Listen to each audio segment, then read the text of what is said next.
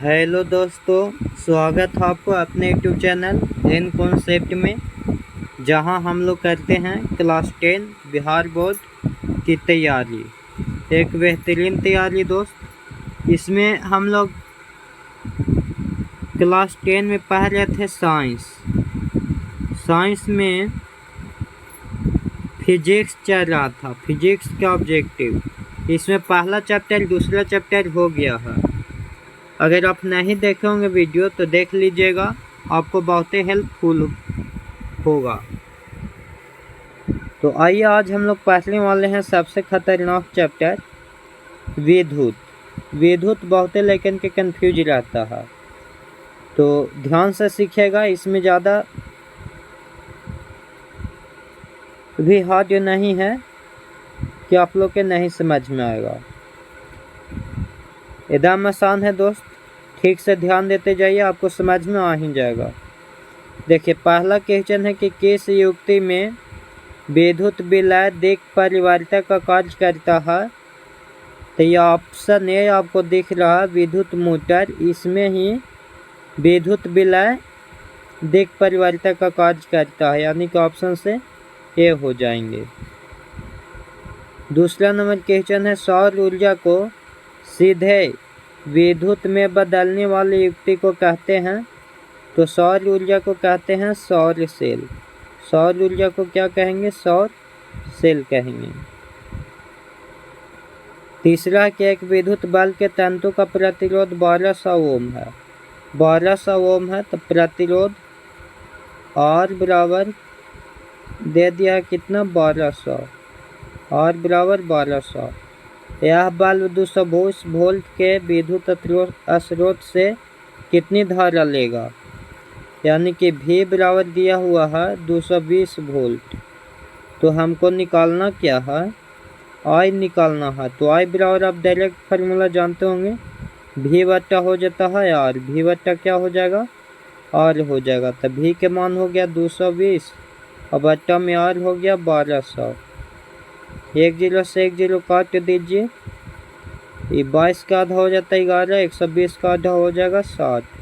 यानी कि हम 60 से भागा देंगे 11 में, तो निश्चित है कि एक और भागा नहीं लगेगा, तो 0 पॉइंट निश्चित है कि पॉइंट में आएगा। तो एक बार भी भागा नहीं लगा है, तो इसको बनाने से बेहतर है आप ऑप्शन से चेक कर लीजिए। तो ऑप्शन में आते हैं यहाँ पे, तो ऑप्शन में देखिए 1 से कम हमको लेना है।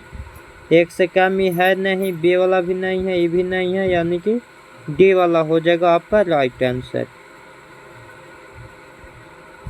चलिए आगे देखा जाए। 4 नंबर क्वेश्चन।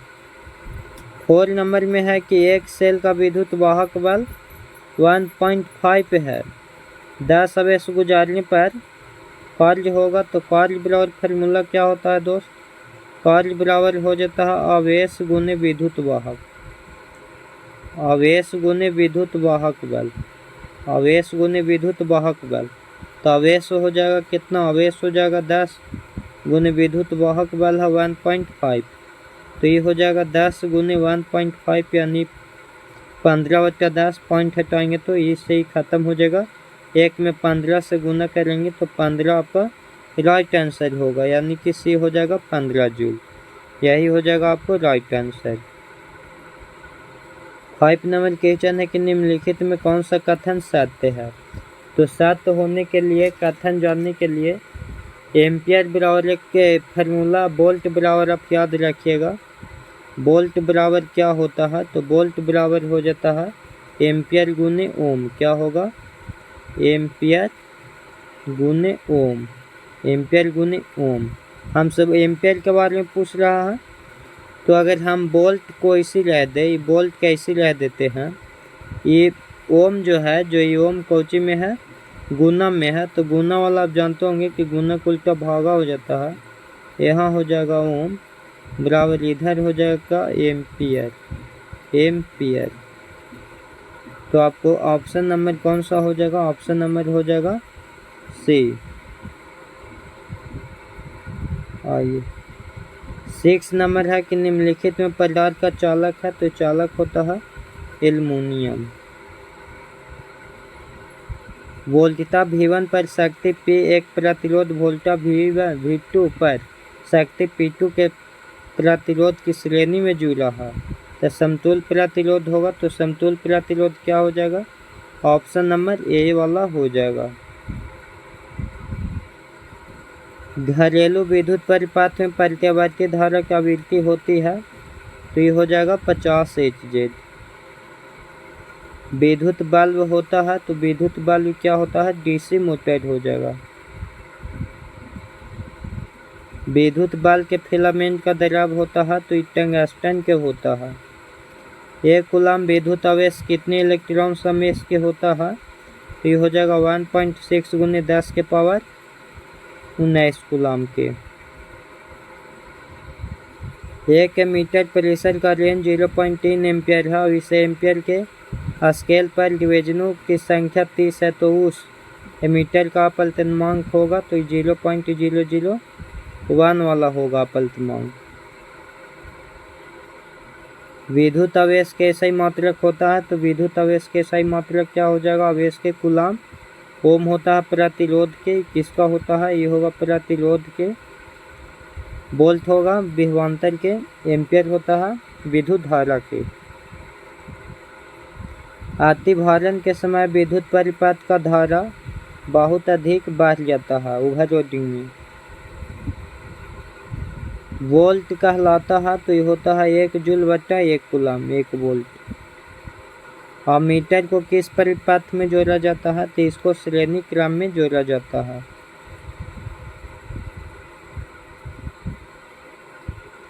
निम्नलिखित में कौन सा पद विद्युत शक्ति को निरूपित नहीं करता है?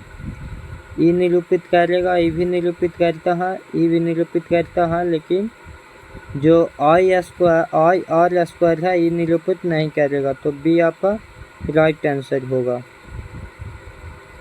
किसी बल्ब के 1 मिनट में 120 कूलम आवेश प्रवाहित हो रहा है तो विद्युत धारा है तो विद्युत धारा हो जाता है धारा I बराबर QT। QI क्या हो जाता है? T। Q के मान आवेश हो गया 120 बटा T कितना हो जाएगा? 1 मिनट यानी 60 सेकेंड। 0 से 0 खत्म, 6 से 2 बार में तो 2 एम्पियर हो जाएगा। 1 मिनट के हम 60 सेकेंड लिख सकते हैं।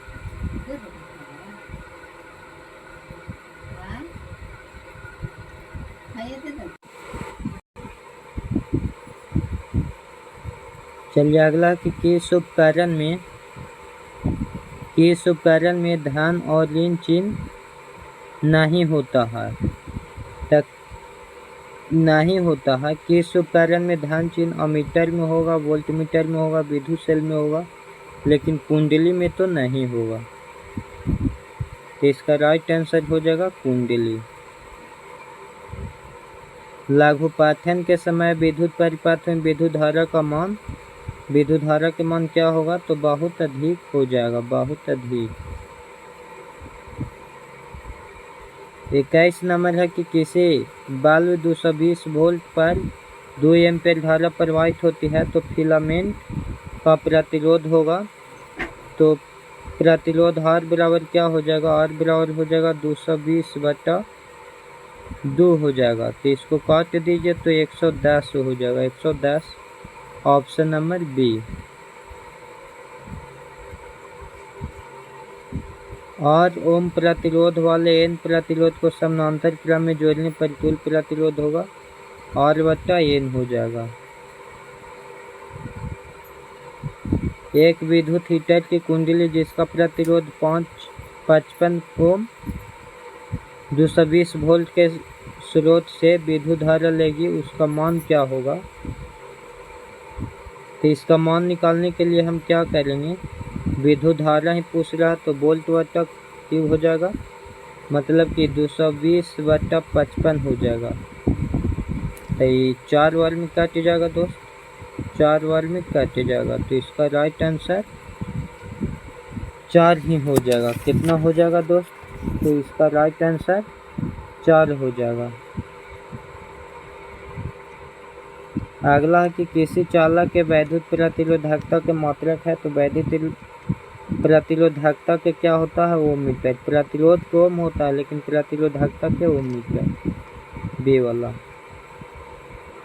हमारे घरों में विद्युत आपूर्ति की जाती है वह 220 वोल्ट पर प्रति वर्ग धारा होगा। इसी वाला, ये वाला नहीं होगा दोस्त, दिष्ट धारा नहीं होगा, कौन सा होगा, वर्ग धारा होगा। तो आज हर वीडियो यहीं रह देते हैं दोस्त, इसको आगे नेक्स्ट वीडियो मिलेगा क्योंकि अभी हमको थोड़ा कुछ काम है।